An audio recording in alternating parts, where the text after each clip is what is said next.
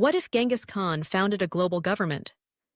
If Genghis Khan had not stopped at the gates of Europe, if his ambition had not been limited to the known world, but had instead stretched to the edges of every ocean, would we still speak of nations today? Or would we live beneath a single, eternal banner, the standard of the Great Khan? In the history we know, Genghis Khan's empire became the largest contiguous land empire ever to exist, a vast dominion carved by thunderous cavalry charges and the relentless discipline of his warriors. It spanned the steppes of Mongolia, the burning deserts of Persia, the frozen forests of Siberia, and the fertile plains of China. Yet despite this colossal reach, his rule was not forever. The moment he died in 1227, his creation began to fracture.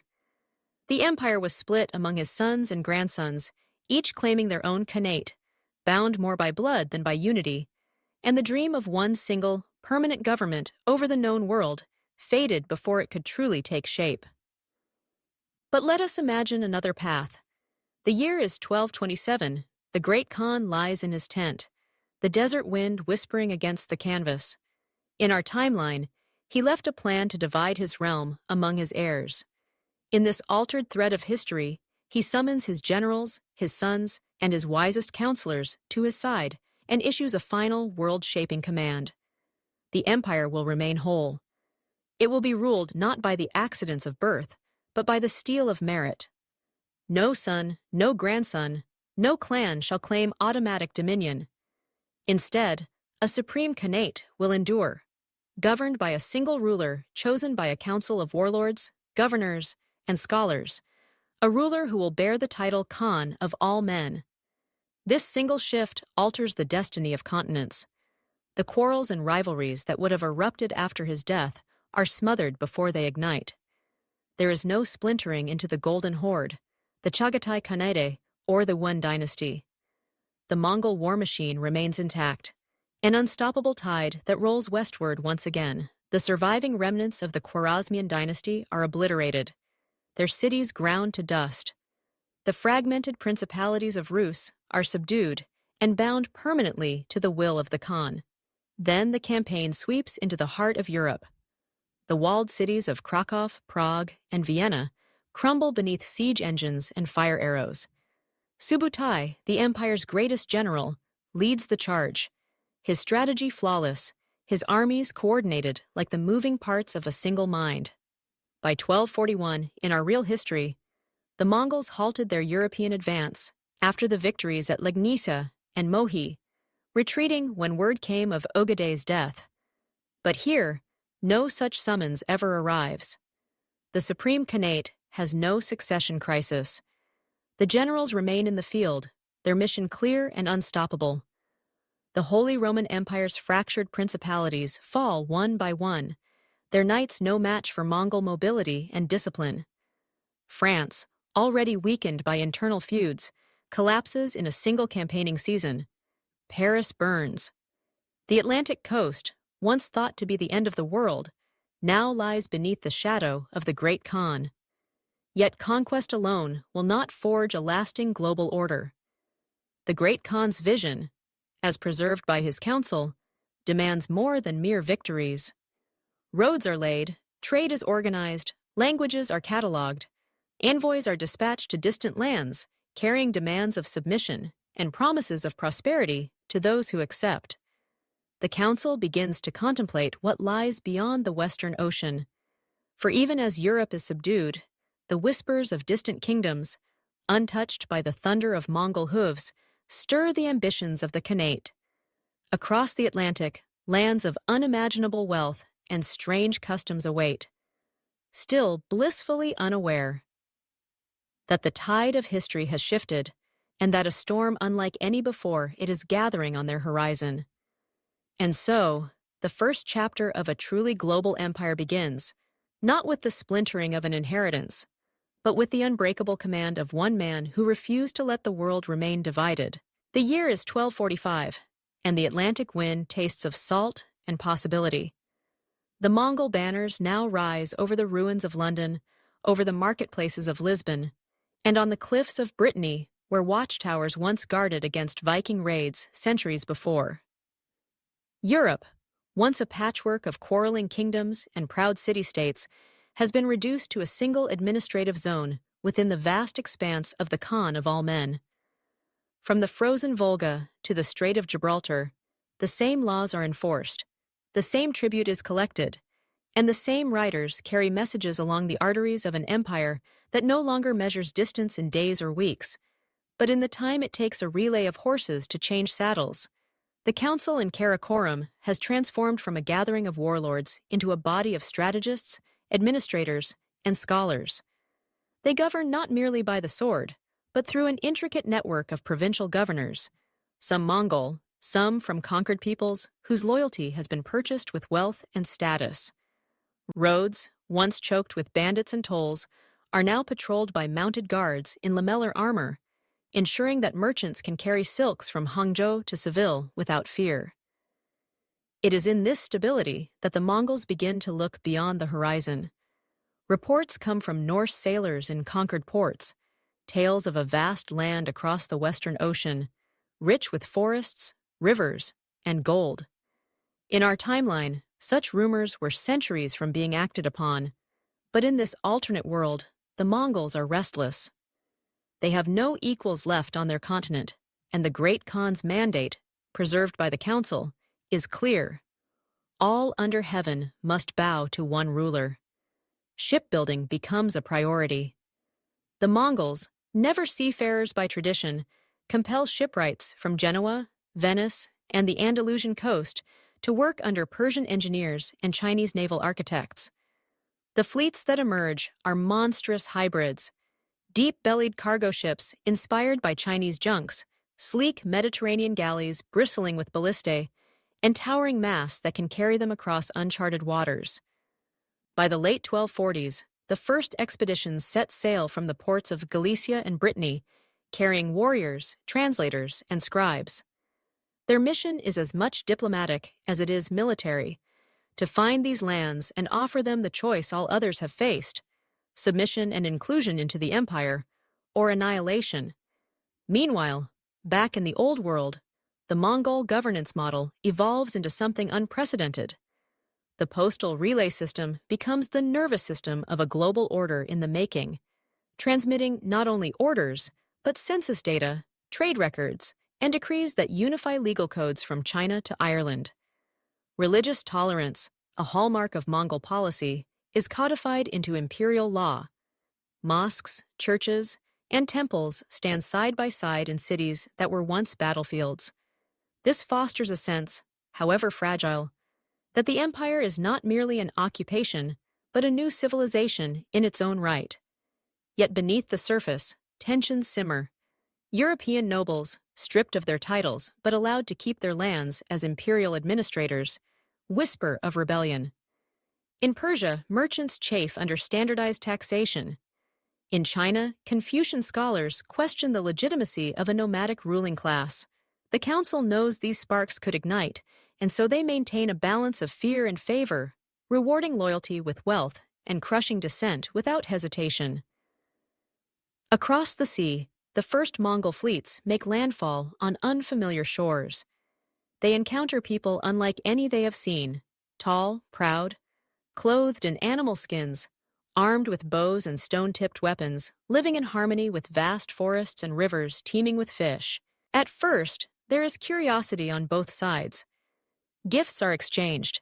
Interpreters attempt to bridge the chasm between languages, and the Mongol commanders send back reports of fertile lands and the potential for trade. But as winter closes in and supplies run low, the old habits of empire reassert themselves. These new peoples have not pledged loyalty to the Khan. The question is no longer whether they will, but how soon they will kneel. The horizon, once the boundary of the known world, is now merely another border to erase. By the spring of 1252, the Mongol presence in the lands across the Western Ocean has shifted from cautious exploration to calculated expansion. The first settlements, little more than fortified camps, have been established along river mouths and natural harbors. These serve as outposts for trade, resupply, and, when necessary, swift military action. The native peoples, who at first viewed the strangers with wary curiosity, now faced the full weight of imperial policy. The council in Karakoram has decreed that these lands shall be brought under the same order that governs Europe and Asia, and the commanders entrusted with this mission are veterans of campaigns from Baghdad to Bordeaux. They understand both the patience of diplomacy and the swiftness of annihilation. Trade is the first weapon. Iron tools, steel blades, and fine cloth are offered in exchange for furs, maize, and precious stones. Alliances are made with certain tribes who see in the Mongols a chance to gain advantage over their rivals. But alliances in the empire's lexicon are never between equals. They are the first step toward assimilation. Imperial engineers begin mapping the rivers and forests, planning roads and fortified way stations that will one day link these distant territories to the empire's beating heart. The fleets continue to arrive, each carrying not only warriors but artisans, scribes, and administrators.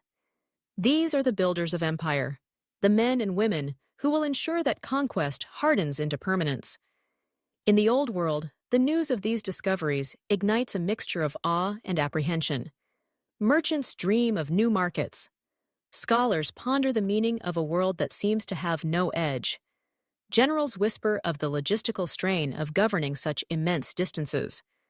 The council responds with characteristic pragmatism. Regional authority is expanded, granting trusted governors greater autonomy to handle day-to-day governance, while the imperial postal and intelligence networks are strengthened to keep the Supreme Khanate informed and in control. Religious envoys are dispatched as well, for the Mongols understand that spiritual influence can soften resistance where armies cannot. Buddhist monks, Muslim imams, and Christian priests, all sanctioned by the empire, travel with the fleets, ready to introduce the conquered to a policy of tolerance that is as much a political tool as it is a moral stance. But the New World is not without its challenges. The vast distances of the Atlantic strain the supply lines, and storms claim more than one fleet. Resistance begins to take form, not in pitched battles, but in ambushes and disappearances. The forests are endless, the rivers treacherous, and the native warriors know them as intimately as the Mongols know the steppes.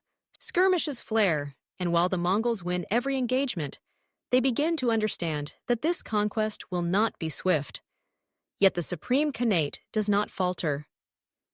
Patience is woven into their strategy, and where the sword cannot immediately dominate, settlement and assimilation will. Small agricultural colonies are established, drawing in surplus population from overcrowded cities in Europe and Asia. These settlers, protected by garrisons, become the seeds of a new imperial frontier. Back in Karakoram, the Khan of all men, now an aging veteran chosen from the ranks of Subutai's protégés, declares that the Western Ocean has ceased to be a barrier. It is now a road, one more artery in the body of a world that will, in time, be united. This declaration is carved into stone and placed in the capitals of every province, a reminder that the empire's ambition is not bound by geography. But even as the dream expands, so too do the shadows. In the marketplaces of Cairo, whispers spread of an empire stretched too thin. In the forests of the new lands, a coalition of tribes begins to form, bound by the shared understanding that once the Mongols take root, they never relinquish the soil. The next campaign, when it comes, will not be a matter of raiding villages or intimidating chieftains.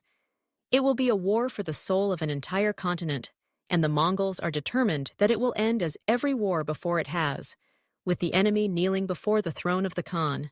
By 1258, the Mongol Empire's hold on the new lands has entered a decisive phase, shifting from the tentative grasp of a distant conqueror to the tightening grip of a ruler intent on permanence.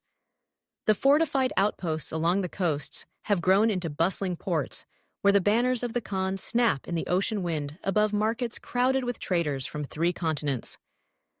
Ships unload bolts of Chinese silk, Persian glassware, and steel from the forges of Toledo, while departing vessels carry timber, furs, maize, and precious metals back across the Atlantic. Yet behind this prosperity lies a relentless military apparatus. The coalition of native tribes that has been forming in the forests has grown bolder, striking supply convoys and ambushing settlers. They fight not for territory in the way the Mongols understand it, but for the survival of their way of life. They know the forests, the hidden trails, and the shifting currents of the rivers, and they use this knowledge to harry the empire's advance.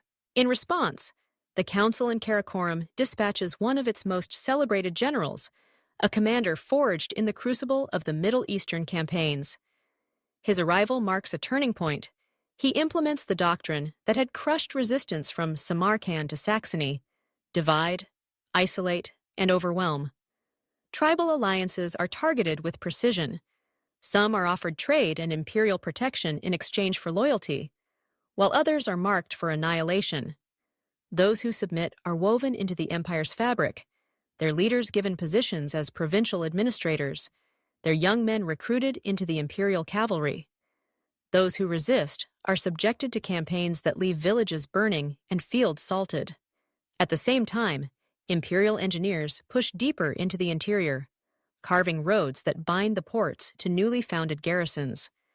These routes are patrolled by mounted detachments, capable of reaching trouble spots in days, a feat unimaginable before the Mongol arrival. The spread of imperial law into these territories is as swift as the military conquest. Markets operate under a standardized system of weights and measures, and taxation is enforced with unyielding precision. Religious envoys establish temples, mosques, and churches in close proximity, a visible demonstration of the empire's policy of tolerance and a reminder that cultural identity is permitted only so long as it serves the unity of the realm. In the Old World, the conquest of these distant lands becomes a matter of imperial pride. Bards in Baghdad sing of the Khan's reach, stretching beyond the horizon. Scholars in Paris debate whether the empire's expansion confirms the unity of the human race or threatens to erase it. Yet the conquest is costly. Fleets must be constantly maintained, garrisons reinforced, and settlers supported. The Atlantic crossing, even with improved ships and seasoned crews, remains perilous, and each lost vessel is a blow to both morale and supply. The native coalition, though battered, refuses to dissolve. In the depths of the forests, leaders emerge who understand that defeating the Mongols requires not open battle, but a war of attrition. They strike in small bands, vanish into the wilderness, and reappear weeks later in a different region, forcing the empire to stretch its forces thin. The general responds with an innovation born of necessity. He integrates loyal native warriors into Mongol-led reconnaissance units, using their knowledge to track and intercept the insurgents. Gradually, the raids lessen, the resistance fractures, and the empire's grip tightens. But victory is never without consequence. The brutality of the campaigns sows deep resentment, and while the ports and roads flourish under imperial order, the interior smolders with quiet defiance. Even as the Khan's banners are planted farther inland, the seeds of a future rebellion are being sown. In Karakoram, the council begins to debate the ultimate question: is the Western continent to be merely another province, or will it become a co-equal part of the imperial heartland? The answer will determine whether this conquest is remembered as the foundation of a truly global government, or as the beginning of an empire too vast for even the will of Genghis Khan to hold together. And beyond the forests, deeper inland than any Mongol has yet traveled, lies a vast river system that could open the way to total domination of the continent, if the empire dares to reach for it. By 1263, the Mongol Empire stands at a crossroads in its western dominion, its coastal strongholds thriving while the deep interior remains a vast, untamed expanse of forests, plains, and river valleys guarded fiercely by the remaining free tribes. The Imperial Council in Karakoram, ever mindful of the lessons from earlier conquests, understands that control of these lands cannot be achieved solely by military might. It requires integration so thorough that resistance becomes not only futile, but unthinkable. To accomplish this, they authorize an unprecedented expedition, not just an army, but an entire apparatus of imperial expansion. Thousands of settlers, engineers, craftsmen, and officials, are gathered from across the Old World, accompanied by a veteran army of cavalry, siege engineers, and archers. Their task is to push inland along a newly charted river system reported by scouts and native guides loyal to the Khan. This river, wide enough to carry entire fleets of shallow draft boats, promises to become the spine of imperial authority in the heart of the continent. The expedition moves with the precision of a military campaign. Outposts are established at intervals along the riverbanks, each fortified with palisades and garrisoned with mixed contingents of Mongol and allied native troops. Workshops are built to produce tools and weapons locally, reducing the dependence on transatlantic supply lines. Farmland is cleared, seeded with crops familiar to both Old World and native agriculture, ensuring that the settlements can sustain themselves year-round. In the villages they encounter, the imperial envoys deliver the familiar ultimatum: submit and prosper under the Khan's law, or face destruction. Many choose submission, swayed by the promise of trade goods and protection from rival tribes, while others vanish into the wilderness, choosing exile over obedience. The deeper the expedition travels, the more the Mongols adapt to the land. Cavalry patrols learn to operate in smaller, more flexible units, using canoes to traverse tributaries and forest trails to strike swiftly where needed. Native allies prove invaluable in navigating the terrain and negotiating with distant tribes, though their loyalty remains a fragile bond maintained by gifts, honor, and the ever-present threat of retribution. As the river becomes a lifeline of imperial power, Karakorum issues decrees formalizing the Western territories as an imperial khanate in their own right, governed by a viceroy appointed directly by the council. This viceroy, a seasoned commander from the European campaigns, is tasked with balancing the brutal efficiency of Mongol rule with the subtler demands of diplomacy. Under his leadership, new cities begin to rise, planned settlements with grid-like streets, central markets, and temples representing multiple faiths, all designed to project the image of a unified, tolerant empire. Yet beneath this order, tensions ripple. The deeper territories are not pacified in the way the coasts have been. Raids continue, and some tribes, though nominally allied, secretly aid resistance forces in the hinterlands. News of these uprisings travels slowly across the ocean, and by the time reinforcements arrive from the Old World, the insurgents have already vanished into the forests. This slow-burning conflict forces the empire to commit more resources than planned, straining the administrative apparatus that must now govern a realm spanning from the Pacific to the Western Ocean.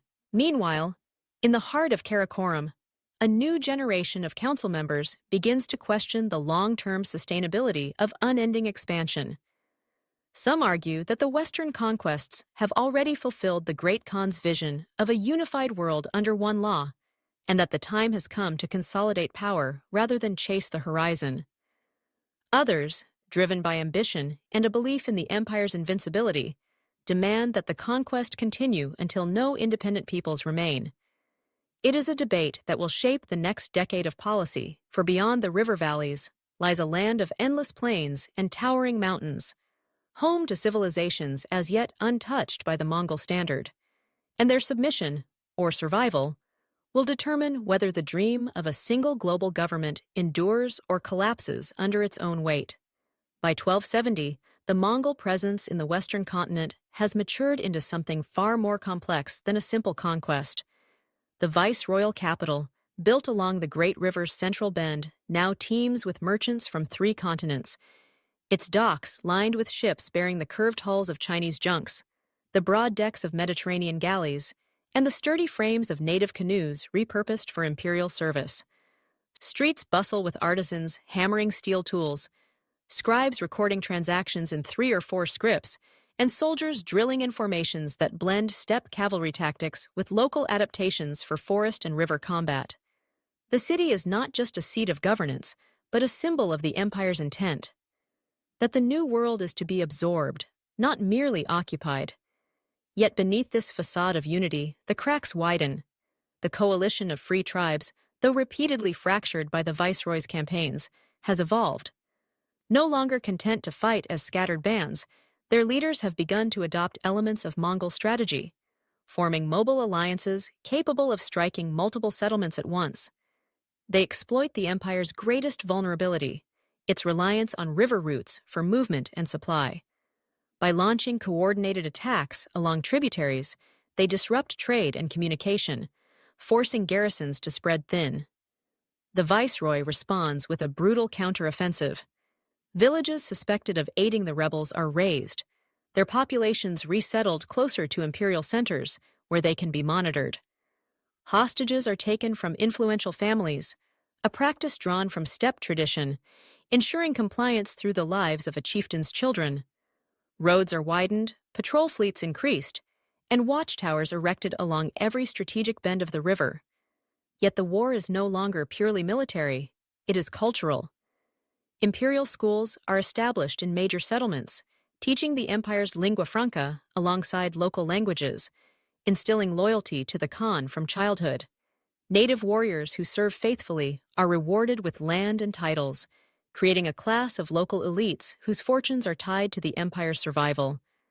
At the same time, religious envoys intensify their efforts, promoting the idea that the Khan's rule is divinely sanctioned, a message tailored to each faith under imperial protection.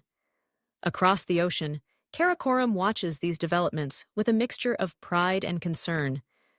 The Western Khanate generates wealth in furs, timber, and precious metals, but maintaining control demands constant investment. The Atlantic crossing, while more reliable than in the early years, remains a logistical challenge, and storms or piracy can still sever the lifeline between continents.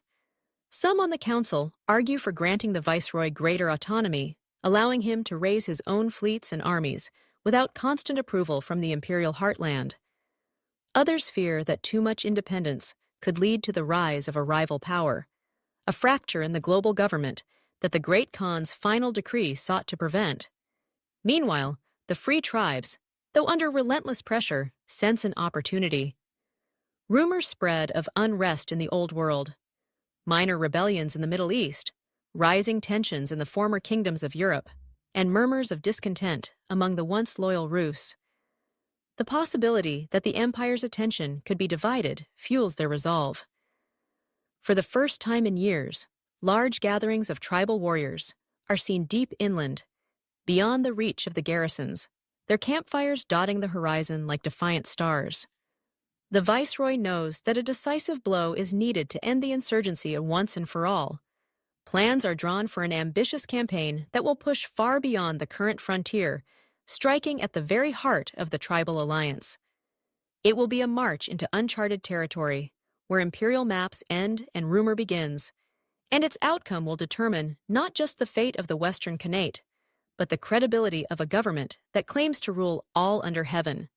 The council's envoys prepare to sail west with the viceroy's orders, unaware that this next campaign will test the limits of Mongol ambition in ways no battlefield ever has. In the spring of 1272, the viceroy's grand campaign begins. A massive movement of men, horses, and supplies pushing deep into the unknown interior of the Western continent. The river that has long served as the empire's lifeline now becomes the artery of invasion, its waters crowded with shallow draft warboats flanked by columns of cavalry riding parallel along the banks. The objective is clear: shatter the tribal alliance by striking its central gathering grounds, a place whispered about by native guides as the Council Plains, a vast expanse where leaders from across the forests, mountains, and prairies meet to decide their course. The journey is arduous. The deeper the Mongols advance, the more the land changes, from dense forest to rolling grasslands where herds of great beasts thunder across the horizon. Here, the rebels have adapted their tactics, trading the cover of trees for the speed of open plains warfare. Scouts report enemy forces shadowing the column at a distance, avoiding direct confrontation, but harrying supply trains and attempting to lure the Mongols into overextending. The viceroy counters with relentless discipline, keeping his forces tight, his scouts sweeping in wide arcs to detect ambushes. Days stretch into weeks, and the pressure on the imperial supply lines grows. Yet morale remains high among the Mongol troops, for they believe this campaign will end the resistance once and for all. Native auxiliaries, bound to the empire by oath and reward, march alongside the steppe veterans, though their loyalty is under constant scrutiny. Finally, after weeks of pursuit, the imperial vanguard crests a ridge and sees the council plains spread out below, and with it, the largest assembly of warriors the empire has yet faced in the New World. Tens of thousands of native fighters stand in loose formations, their banners fluttering in the wind, their leaders mounted on swift horses or standing tall among their people. It is a sight meant to intimidate, a display of unity meant to send a message. The empire may rule the coasts and rivers, but the heart of the continent belongs to those who were born upon it. The viceroy orders an immediate deployment, forming the classic crescent formation of the steppe. Archers on the flanks, heavy cavalry at the center.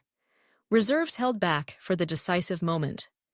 The battle begins with a storm of arrows, the sky darkening as Mongol and native bowmen trade volleys. On the plains, maneuver is everything, and both sides wheel and feint in a deadly dance, each seeking the other's weakness. Hours pass, dust rising in great clouds, the clash of steel and the cries of the wounded filling the air. At last, a gap opens in the native lines, and the viceroy commits his heavy cavalry, crashing into the enemy center with unstoppable force. The impact shatters the cohesion of the alliance's fighters, and the field dissolves into chaos. Some warriors flee, others fight to the death, but the momentum has turned. By nightfall, the council plains are littered with the fallen, and the tribal leaders who survive are captured or forced to swear fealty under the watchful eyes of imperial scribes. Yet even in victory, the viceroy senses the limits of conquest. The tribes have been broken, yes, but not destroyed. Many have retreated beyond the empire's current reach, melting into the mountains and deserts where pursuit would be costly and uncertain. Still, the campaign is declared a triumph. Messages are sent across the ocean announcing the pacification of the interior, the loyalty of new subjects, and the opening of fertile lands for settlement. In Karakoram, the council hails the victory as proof that the global government envisioned by the Great Khan is not only possible but inevitable. But those who have walked the blood-soaked plains know the truth. The conquest is not complete. The enemy has been scattered, not erased, and the vastness of this continent hides more than the empire can yet imagine. Somewhere beyond the horizon, the survivors are already planning their return, and when they do, they may fight not as scattered tribes, but as a single, relentless force that has learned from the very empire it seeks to overthrow.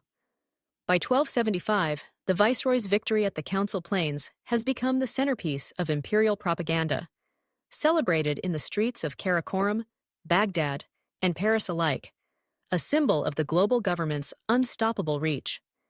Settlers from the Old World pour into the Western continent, drawn by promises of fertile land and the protection of imperial garrisons.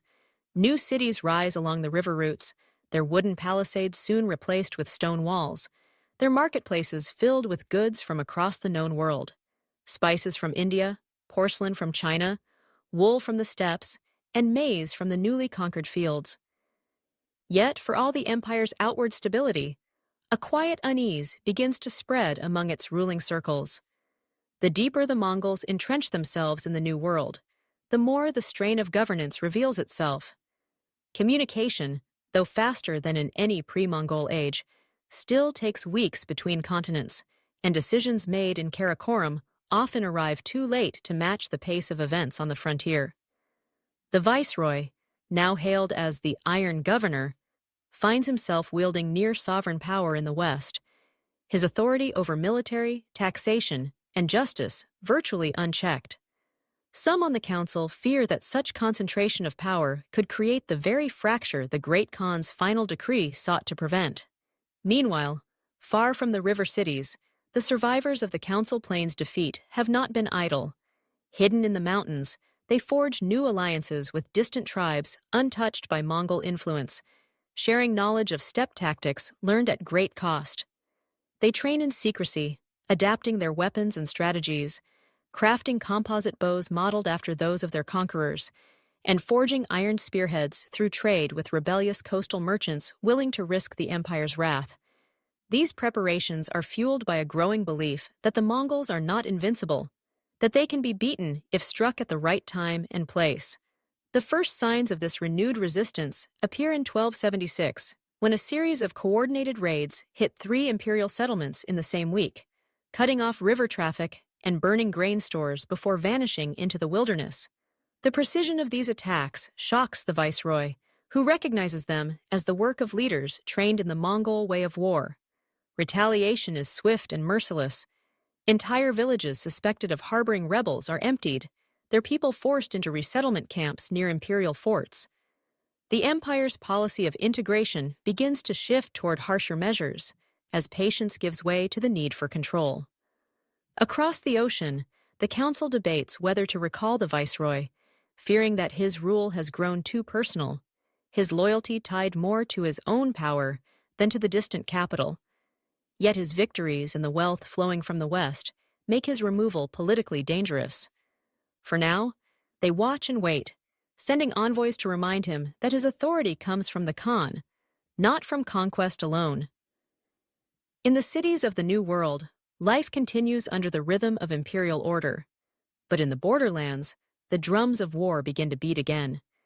Traders report sightings of massive gatherings deep inland, where smoke from dozens of campfires marks the presence of a force larger than any since the Council Plains. The rebels' timing is deliberate. They know that unrest in the Old World, rebellions in the Middle East, famine in parts of Europe, and skirmishes on the Central Asian frontier has stretched the empire's resources thin. The viceroy faces a choice that will shape the future of the Western Khanate. Strike preemptively, risking a campaign deep into hostile territory with uncertain supply lines, or fortify his holdings and prepare for the rebels to come to him.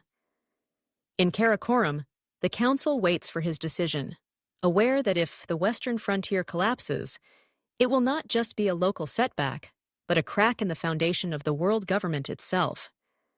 And somewhere in the endless plains beyond the frontier, the rebels sharpen their blades, knowing that their fight is no longer just for survival, but for the possibility of a world without the shadow of the Khan's banner.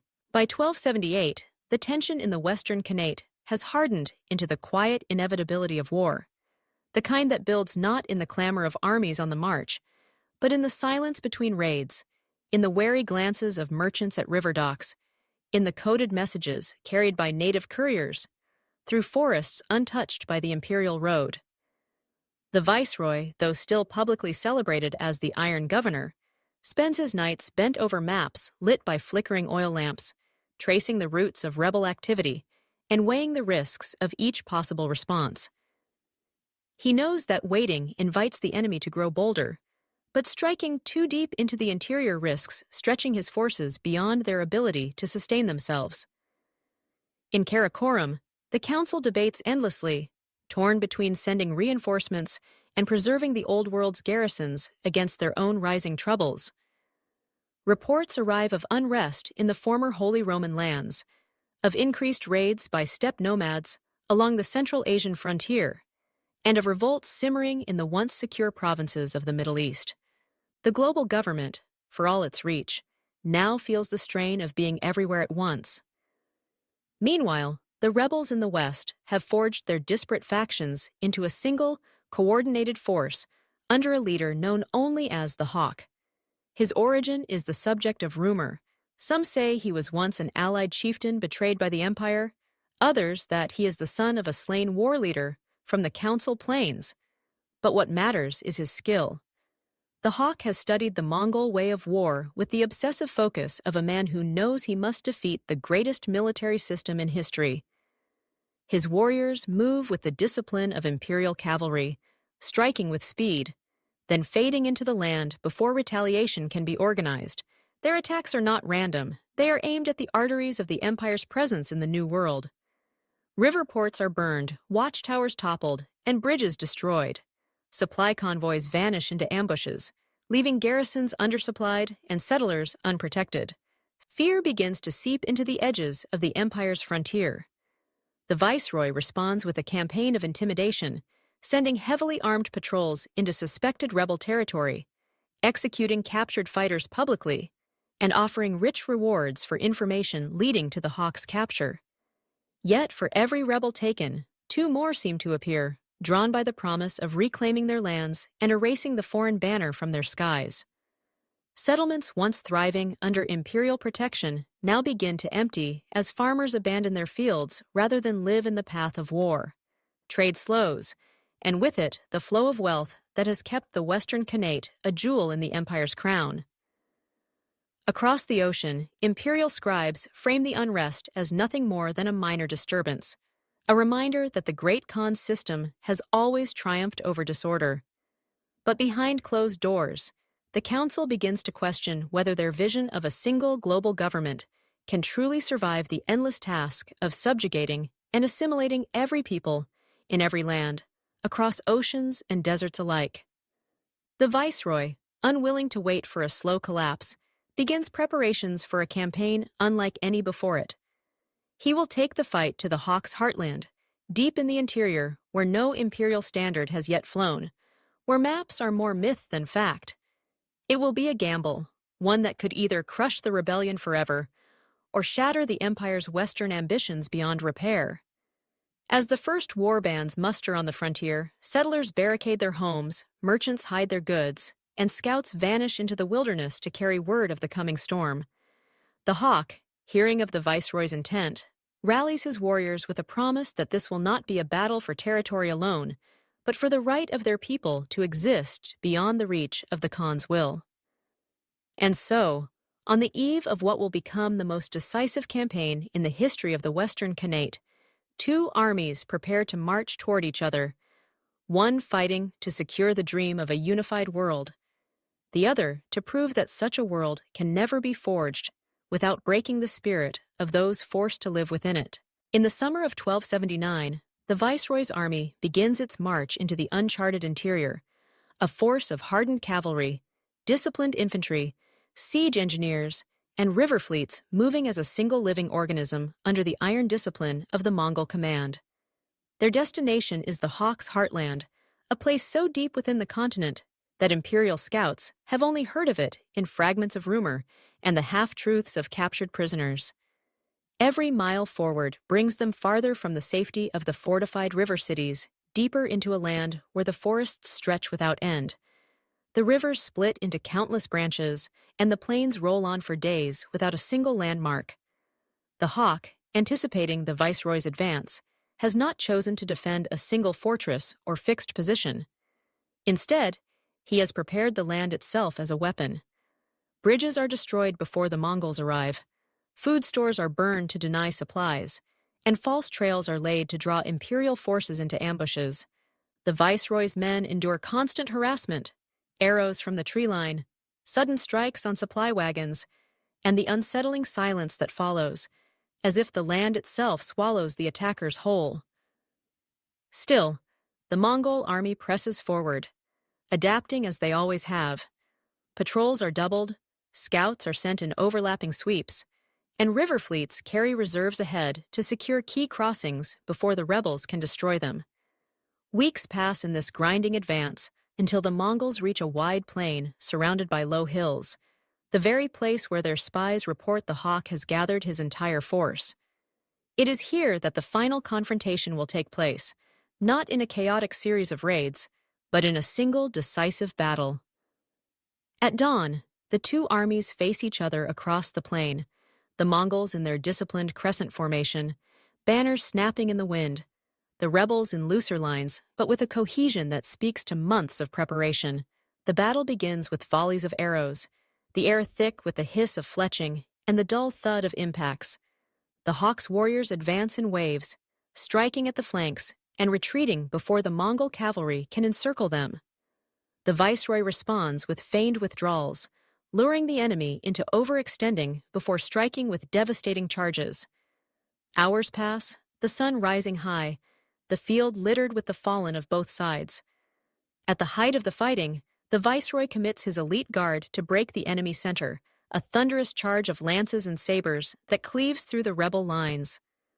The Hawks' forces begin to falter, and for a moment it seems the battle will end in yet another imperial victory. But then, in a move no one anticipated, the hawk himself leads a counterattack, rallying his warriors with a ferocity that turns the tide. The Mongol advance stalls, and for the first time in years, the imperial army finds itself pushed back in open battle. The viceroy orders his archers to concentrate fire on the hawk's position, and in the chaos, the rebel leader vanishes into the melee. By nightfall, the Mongols hold the field, but the hawk has escaped, and the cost of the day's fighting is immense. Thousands lie dead, including many of the viceroy's most trusted officers, and the survivors are exhausted, their supplies dangerously low. Though the rebels have been scattered, they have not been destroyed, and their leader remains free to rally them again. The viceroy knows that, while he can claim a tactical victory, strategically the outcome is far less certain. The rebellion will not die easily, and every mile the Mongols push deeper into this vast, untamed land makes it harder to maintain their grip. As the imperial banners are raised over the blood-soaked plain, the viceroy cannot shake the thought that perhaps, for the first time since the Great Khan's vision began, the empire's reach may have met the limits of its grasp. And somewhere beyond the horizon, the hawk rides under the cover of night, already planning his next strike against the world's most powerful government. By the spring of 1280, the battle on the plains has entered the chronicles of the Western Khanate as both a triumph and a warning, a reminder that even the might of the Mongol war machine can be tested when fighting an enemy who knows the land better than any map could show. The viceroy returns to the fortified river cities to rebuild his forces, his armor still bearing dents from the last campaign, his eyes shadowed by the knowledge that the hawk is still at large. Settlers greet him with cheers. Merchants offer gifts in gratitude for their restored trade routes. But beneath the surface, the tension is palpable. The countryside remains unstable, caravans vanish beyond the safety of the patrol lines, and rumors spread of the hawk's reappearance in the northern highlands, where untouched tribes have pledged to join his cause. The council in Karakoram demands results, their patience worn thin by years of costly campaigns across an ocean.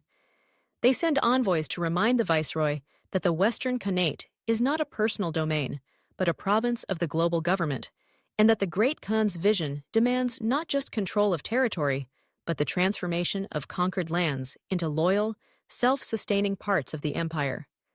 In response, the viceroy accelerates his program of integration, ordering the construction of imperial roads deep into the interior, each guarded by fortified stations capable of sheltering entire communities during attacks.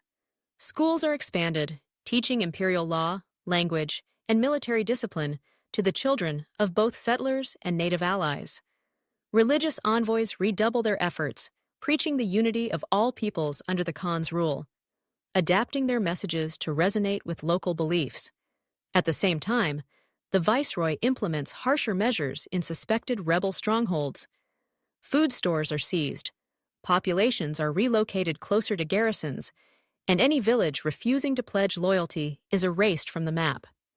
These actions, while effective in curbing open defiance, deepen the resentment simmering in the remote territories.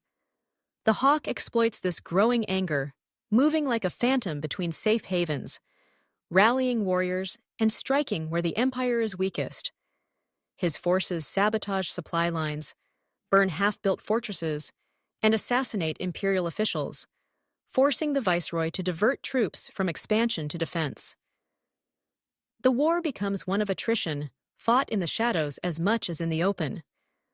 Across the ocean, other cracks begin to show in the empire's vast facade. In Central Asia, rival nomadic confederations grow bolder, testing the frontier garrisons. In the Middle East, merchants protest against new taxes meant to fund the Western campaigns, leading to street riots in once loyal cities. Even in Europe, where Mongol rule is firm, whispers of independence circulate among nobles who see the empire's attention divided. For the first time since the Great Khan's final decree, the possibility of fragmentation becomes a topic in council meetings, though always behind closed doors. The viceroy, aware that his actions in the West are now being scrutinized as a test of the global government's resilience, prepares for one final push to break the hawk's power completely. This time, he will not march blindly into the heartland.